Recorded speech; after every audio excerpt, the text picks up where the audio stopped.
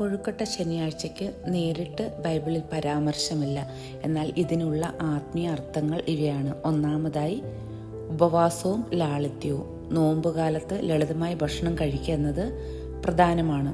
കൊഴുക്കട്ട ലളിതമായ ഒരു ഭക്ഷണമാണ്. അത് ത്യാഗവും ആത്മനിയന്ത്രണവും പ്രതിനിധീകരിക്കുന്നു. രണ്ടാമതായി, പങ്കിടലും സ്നേഹവും. കുടുംബം ഒന്നിച്ചു ചേർന്ന് ഭക്ഷണം പങ്കിടുന്നത് സ്നേഹവും ഐക്യവും സൂചിപ്പിക്കുന്നു. ഇത് ബൈബിളിൽ പറയുന്ന സഹോദര സ്നേഹം എന്ന സന്ദേശവുമായി ബന്ധപ്പെട്ടതാണ്. മൂന്നാമതായി, ബലിയും സമർപ്പണവും. കൊഴുക്കട്ട തയ്യാറാക്കുന്ന ഒരു ചെറിയ പരിശ്രമമാണ്. ഇത് ദൈവത്തോടുള്ള സമർപ്പണത്തിൻ്റെ ഒരു അടയാളമായി കാണപ്പെടുന്നു. നാലാമതായി, പാരമ്പര്യവും വിശ്വാസവും. ഇത് ക്രിസ്ത്യൻ വിശ്വാസത്തിൻ്റെ ഭാഗമായ ഒരു സാംസ്കാരിക ആചാരമാണ്. ബൈബിളിൽ നിന്നുള്ള ഉപദേശങ്ങളെ ജീവിതത്തിൽ പ്രയോഗിക്കുന്ന ഒരു മാർഗം.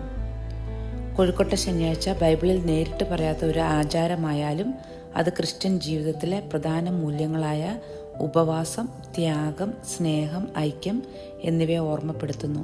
നോമ്പുകാലത്ത് വിശ്വാസികളെ ആത്മീയമായി ശക്തിപ്പെടുത്തുന്ന ഒരു മനോഹരമായ പാരമ്പര്യമാണിത്.